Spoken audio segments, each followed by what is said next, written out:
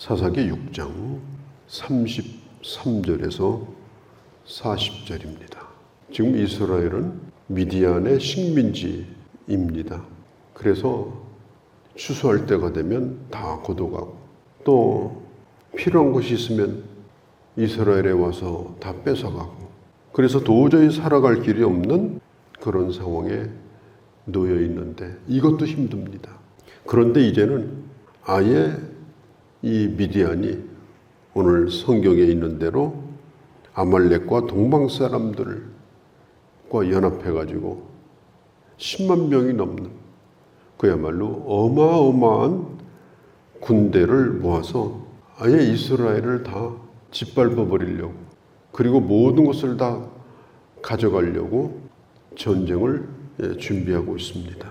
그런 가운데 하나님이 기드온을 부르시는 거예요. 기드온이 뭘 할 수가 있겠습니까?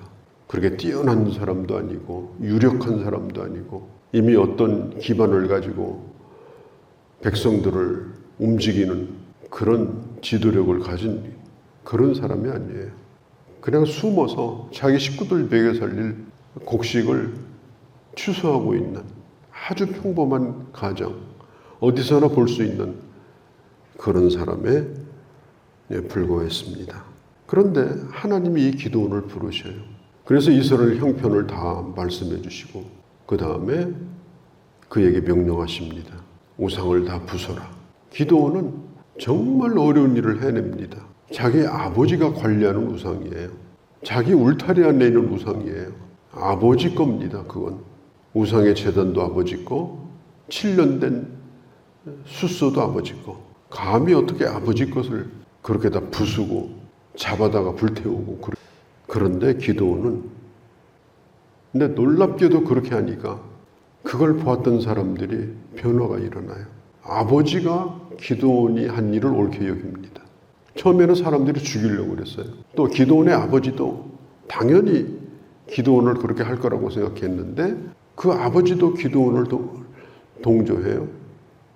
그러니까 백성들도 기드온을 믿게 됩니다. 그래서 아주 짧은 시간에 이 기드온이 백성들의 지도자로 인정을 받게 됩니다. 하나님의 말씀대로 순종하고 결단할 때 그때 지도력이 인정되는 거예요. 가장 힘들고 어려울 때에 그가 하나님의 말씀 앞에서 어떻게 하는가 그걸 보고 그를 따를지 말지 그를 믿을지 말지를 사람들은 보게 되는 것입니다. 그러나 실제로 기드온에게는 군대가 없었어요. 또 군대가 있다 하더라도 전쟁을 치러본 경험이 없습니다. 34절에 보면 아주 중요한 게 있어요. 하나님의 영이 기드온에게 임합니다. 하나님이 함께 하시는 거예요. 이건 사람의 눈에 보이지 않아요. 사람들이 보고 인정해주는 그런 어떤 현상이 아닙니다. 하나님의 영이 기드온에게 함께 했다고 성경이 기록을 하기 때문에 우리도 알고 있는 거예요. 이게 중요한 겁니다. 내가 할 수 있는 일이 뭐가 있겠어요? 내가 나가서 아무것도 할 수가 없어요. 그런데 하나님의 영이 그와 함께 하니까 그가 담대해집니다. 하나님이 함께하는 사람이 됩니다. 그리고 군대를 모집하는데 오늘 성경에 있는 대로 34절에서부터 35절까지 그 기드온의 고향에 있는 사람들이 지금 모여들고 그리고 각 지파에 있는 여러 지파 사람들이 거기에 협력을 하게 됩니다. 놀라운 일이에요. 얼마가 모였느냐? 32,000명이 모였습니다. 그때 당시 이스라엘에서 32,000명을 지원병을 모은다는 건 정말 힘든 일인데 백성들이 이걸 따라준 겁니다. 숫자가 꽤 많은 거예요. 그런데 문제는 뭐냐? 이들은 오합지졸입니다. 군인이 아니에요. 오합지졸. 그리고 또 한 가지는 상대방의 수가 너무나 많아요. 3만 명 가지고 안 됩니다. 그때 하나님이 기드온에게 명하신 것이 뭐냐? 이 군대를 모을 때 나팔을 불라. 이 나팔을 부는 것은 지도자의 책임이에요. 앞장서는 자의 책임인 것입니다. 나팔을 불어야 사람들이 들어요. 아주 죽어있는 사람은 반응이 없을 겁니다. 그런 사람들은 어쩔 수가 없어요. 그러나 잠시 믿음을 잃어버린 사람, 힘이 없는 사람, 열심히 사역을 하다가 잠시 멈춰져 있는 그런 사람, 또 하나님이 뭔가 나를 부르시지 않겠는가, 그렇게 때를 기다리면서 하나님을 사모하는 자, 이런 사람들은 이 나팔소리를 들으면 반응을 해요. 우리도 이런 나팔수가 되어야 합니다. 사람들을 모으는 사람이 되어야 돼요. 몇 명만 모여도 우리 모이자, 우리 힘내자, 우리 하자, 이렇게 서로 격려하고, 그리고 사람들의 마음을 뜨겁게 만들어주고 연약한 자들을 일으키고, 이런 나팔수가 되어야 돼요. 우리 자신도 마찬가지고, 그리고 교회도 마찬가지입니다. 이렇게 해서 사람들이 많이 모였어요. 그럼에도 불구하고 이 기드온이 두려워합니다. 아무리 생각해도 불리한 거죠. 기드온이 확인하고 싶어하는 게 있어요. 그것이 뭐냐면, 확실하게 하나님이 우리와 함께 하시는 거, 하나님이 함께 하신다는 것만 확인하면 전쟁을 할 마음이 있어요. 하나님이 함께 하신다. 기드온 자신도 성령이 자신에게 충만히 임했음에도 불구하고 그걸 자기 자신도 잘 확인이 안 되는 거예요. 그래서 그 유명한 오늘 양털과 이슬의 이 에피소드라고 할까요? 양털과 이슬의 이야기. 이게 이제 시작이 되는데, 한번 생각해 보세요. 천지와 만물을 만드신 하나님, 그리고 저 사막에 온 세상에 이슬이 문제가 아니라 얼마나 많은 비를 내리시고, 그리고 강을 이루고 바다를 이루는 하나님인데, 하나님 여기 양털 한 뭉치에다가 이슬 내려주세요. 이게 상대할 가치가 없는 거예요. 하나님을 상대해 가지고 어떻게 그런 얘기를 할 수가 있겠습니까? 그런데 또 그걸 하나님이 받아주셨어요. 한 번만 받아준 것도 아니고 이번에는 뒤집어 가지고 또 들어주시니까 확 뒤집어서 또 반대로 해보라는 거예요. 어떻게 생각하면 참 이게 불경스러운 거고요. 하나님을 이 하나님으로 대접하기는커녕 애 다루듯이 이렇게 하는 거예요. 그런데도 불구하고 하나님이 그걸 다 받아주십니다. 이스라엘을 구원하려고 하는 그 하나님의 마음이 너무나 간절하고, 하나님의 기도원을 부르셨으니까 그를 쓰셔야 되니까 그가 설득을 당해야 되잖아요. 확인을 하고 싶어 하는 겁니다. 양털 한 웅큼. 양털 한 웅큼은요, 이스라엘의 그냥 양이 지나간 자리에는 털 빠진 거 바람에 굴러다니고 그런 게 흔해 빠진 게 양털 한 웅큼이에요. 그렇게 귀한 것도 아닙니다. 거기에 이슬을 내려보세요. 또 내려주시니까, 아니 거기 말고 양털은 내버려두고 땅에만 내려주세요. 2번씩이나 그렇게 해요.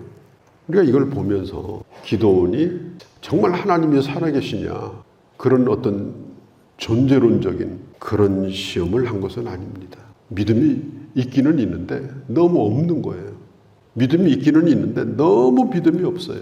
못 믿으니까 확인하고 싶은 거예요.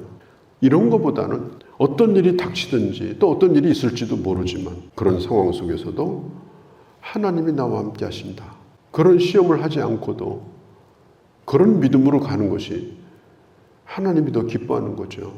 마귀가 예수님을 시험할 때 높은 곳에서 뛰어내려봐라, 천사가 받아줄 거다. 그러니까 예수님이 뭐라고 그랬어요? 딱 한마디예요. 하나님을 그런 식으로 시험하지 말라. 살다가 보면 누군가가 등을 떠밀고, 살다가 보면은 돌부리에 발이 걸려서 넘어지기도 하고, 살다가 보면 독사에 물리기도 하고, 많은 일들을 겪는데, 그럴 때 하나님이 그 현장에서 함께 하신다. 하나님이 나를 지켜준다. 그 멀쩡한 사람이 높은 데서 뛰어내리면 그건 자살하는 거지. 하나님 믿는 사람이 아니잖아요. 하나님 나 받아주세요. 그런 건 안 되는 거예요, 본래. 모든 걸 하나님 앞에 맡기고 하나님이 함께 할 줄을 믿고, 어떤 경우에도 하나님이 나를 지켜줄 것을 확신하고서 두려워하지 아니하고 주님을 신뢰하는 것. 이게 바로 믿음이에요. 될지 안 될지, 능력이 있나 없나, 그게 아닙니다. 오늘 이 양털의 유명한 기도, 우리도 때때로 양털 한 줌을 놓고 기도할 때가 있지 않습니까? 양털 기도를 진짜 할 때가 있어요. 답답하니까 그렇죠. 힘드니까 그렇죠. 이거 될까 안 될까. 내가 이 직장을 계속 다녀야 되나? 내가 이 사람과 결혼을 해야 되나? 진로를 어떻게 해야 되나? 내 자식들의 문제는 어떻게 해야 되나? 정말 양털이라도 한 줌 놓고 답답할 때가 없지 않아 있습니다. 그럼 이 양털이 뭐냐? 이 양털은 기도원 자신을 의미하는 겁니다. 어디나 흔해 빠지고 바람에 날려다니는 그런 양털.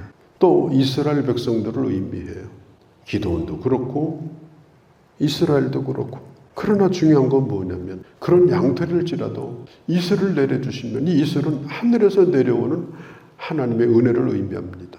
그러니까 성경은 하나님의 은혜를 가르칠 때 이슬 같은 은혜 이렇게 말해요.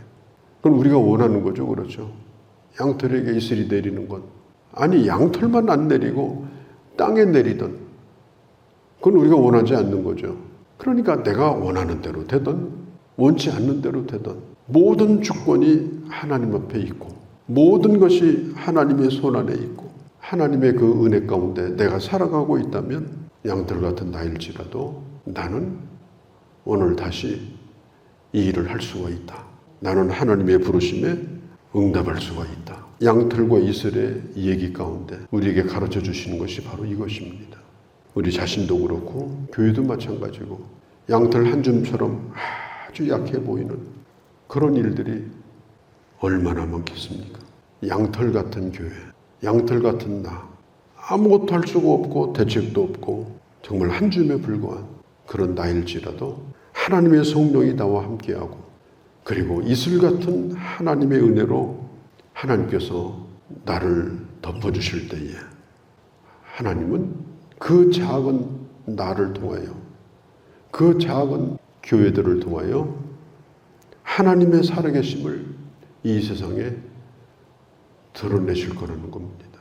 이 허벌판 같은 세상 가운데 오직 하나님의 이슬만 기다리는 누구의 도움도 받을 수 있는 형편이 아니랄지라도 주님이 은혜를 베푸시면 모든 것을 주님은 나를 통해서 가능하게 하신다고 하는 것. 이걸 오늘 성경이 우리에게 가르쳐 주시는 겁니다. 그런데 이 말씀을 듣고 우리가 주의할 게 있습니다. 내가 분명히 지혜를 짜서 내 스스로 할 수 있는 일들이 또 내가 결정을 해야 되는 그런 일들임에도 불구하고 맨날 터무니없이 하나님 증거 보여주세요. 이렇게 해서는 안 됩니다. 하나님은 우리에게 성경을 주셨고 성경 말씀을 주셨고 우리에게 이성적인 그런 지혜를 주셨어요.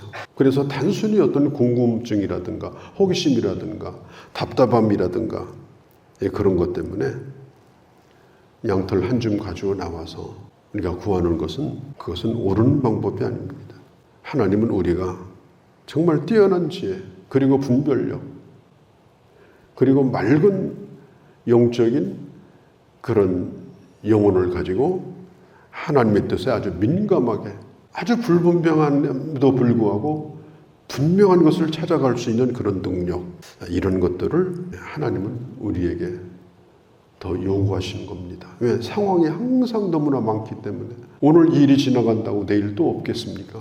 그렇기 때문에 스스로가 그런 능력을 키워서 하나님이 기뻐하는 뜻을 찾아가고 결정할 때 우리가 꼭 믿어야 될 거 한 가지가 있습니다.